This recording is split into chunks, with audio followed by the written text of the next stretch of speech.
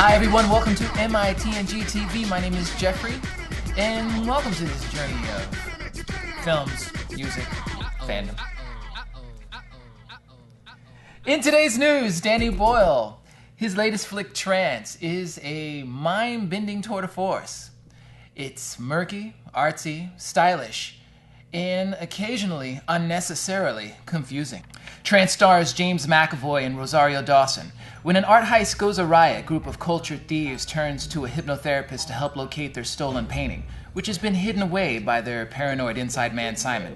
The allure and confusion of Trance is that Boyle doesn't want you to trust anyone or anything, not even your own eyes. As Simon tries to remember the location of the painting, subtle shifts in McAvoy's performance trigger an amazing transformation. Simon, who begins the story as a victim, begins to change before the audience's very eyes into a man unrecognizable from the opening sequence.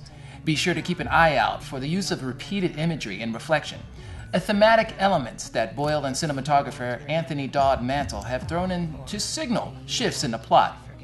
Trance features a bold score by Rick Smith of the English electronic music group Underworld that you'll either love or hate, but which is totally impossible to ignore. Oh, and don't forget, the snatch that eye full of Rosario Dawson in the vengeful role of Simon's hypnotherapist. Trance is in theaters now. Be sure to check it out with a friend because you will be leaving that theater with a burning need to talk about it. It is truly a what the fuck experience. The year is 2077. The Earth has been invaded, the moon destroyed. What remains is a wasteland nearly unfit for habitation, and a two-person cleanup crew responsible for drone maintenance and security. The human race has moved to Titan, one of the Saturn's moons. The TET, a large high-atmosphere structure, acts as a command module to assist the cleanup crew and act as a gateway between Earth and Titan. In director Joseph Kosinski's visually stunning adaptation of this unpublished graphic novel, Oblivion Tom Cruise reminds us why we started liking him in the first place. Jam-packed with loads of heavy-duty sci-fi action, Oblivion showcases a hopeful and futuristic score by MA3, providing reason enough to see the film in IMAX. Despite some minor issues with the plot structure of Oblivion, things that will be nitpicked to death by die-hard sci-fi fans everywhere, the film is a feast for the senses, with sweeping views of filming locations like Iceland and California. And while Oblivion runs long at 129 minutes, it never really feels like there's too much going on. Performances by Morgan Freeman, Melissa Leo are noteworthy highlights, and watch out for the non-speaking role by Zoe Bell. The stunt woman and all-around badass pops up behind Morgan Freeman throughout the film. At the heart of it, Oblivion is a romantic drama trying to survive in a sci-fi world. Lucky for it, audiences everywhere may be able to overlook some of its obvious shortcomings, thanks to the film's glossy high production values and outstanding soundtrack. Oblivion is in theaters everywhere. Spicy, unexpected, UK-based electronica artist Jai Paul has released a self-titled album. Or has he? Jai Paul, who is known for being a mysterious dude and sound quality isn't exactly screaming big budget. So are the tracks released on April 14th official? Who knows? But we like what we hear. Those of you familiar with chillwave groups like Teen Days or Bass will recognize Jai Paul's vibes. But what's really interesting is how Paul blends in some high falsettos like Lee. We'll keep you posted as Jai Paul makes more info known. We at Mitng are really digging a series of illustrations done by French designer Gregoire Guillemin called The Secret Life of Heroes. Guillemin has taken a drink from the 1960s pop artist Roy Lichtenstein's cup, offering up a group of images featuring well-known superheroes engaging in some not-so-superhuman behavior. Guillemin has taken folks like Wonder Woman, the Hulk, Catwoman, Superman, and thrown them into our everyday world, picking zits, brushing their teeth, using the toilet, stuffing their bras, and do my eyes deceive, or is that the Incredible Hulk rolling a doobie? The series is irresistible for fans of the genre. Check out mitng.org for info on how to pick up your own prints. On April 16th, Cave-In frontman Stephen Brodsky will release his new album, Hit or Mystery, on the Little Black Cloud label. Hit or Mystery. It is killer good. With a psychedelic folk atmosphere, Hit or Mystery tends to defy genres. The 8-song EP contains a handful of great tracks boasting a masterful structure that leads its listeners on a journey. There's a great lyricism and cozy wintry feel to the EP. Check out the Brodsky's EP, Hit or Mystery, streaming now on Stereo Gum. Folks, this week, if you haven't seen it already, shame on you.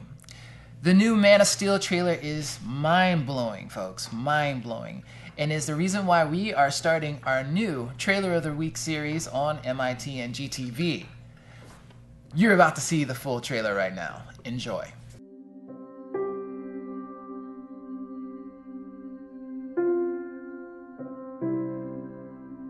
Goodbye, my son. Our hopes and dreams travel with you. He'll be an outcast. I'll kill him. How? He'll be a god to them.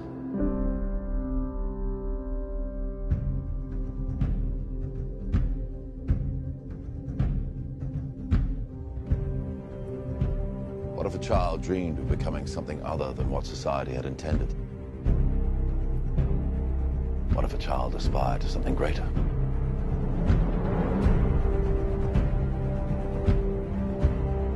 My son was in the bus.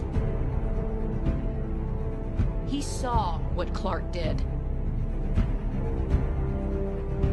You're the answer, son. You're the answer to are we alone in the universe? Can I just keep pretending I'm your son? You are my son. And I have to believe that you were sent here for a reason. And even if it takes the rest of your life, you owe it to yourself to find out what that reason is. How do you find someone who has spent a lifetime covering his tracks? For some, he was a guardian angel. For others, a ghost who never quite fit in. You will give the people of Earth an ideal to strive towards.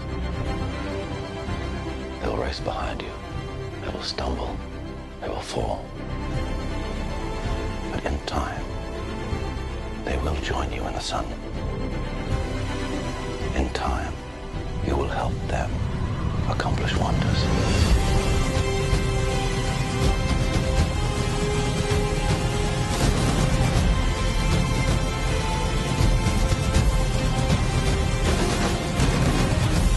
You believe your son is safe? I will find him! My father believed that if the world found out who I really was, they'd reject me. He was convinced that the world wasn't ready. What do you think? What's the S stand for? It's not an S. On my world, it means hope. Well, here it's an S. How about super? Excuse me.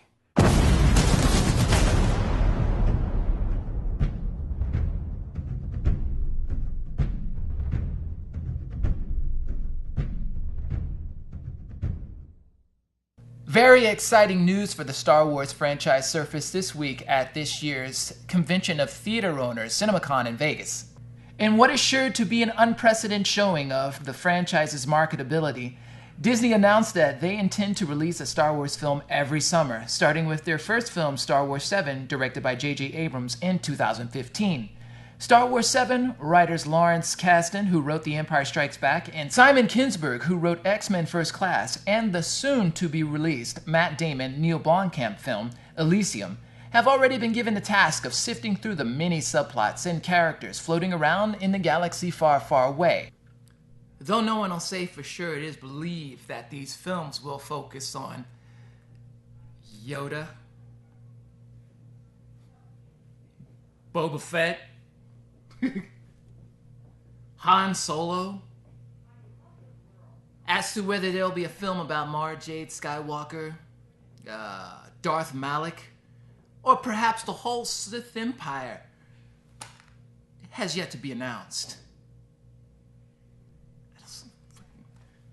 Hey Jeff, you okay? Nah, man. I'm pretty fucking far from okay. This is bullshit. Just calm down, man. Keep going. Nah, I'm not gonna calm down. You calm down! You made me do this, man. You made me do it.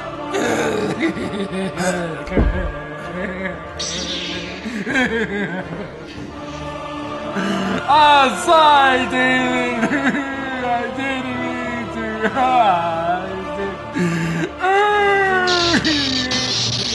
I'm sorry, David. I'm sorry.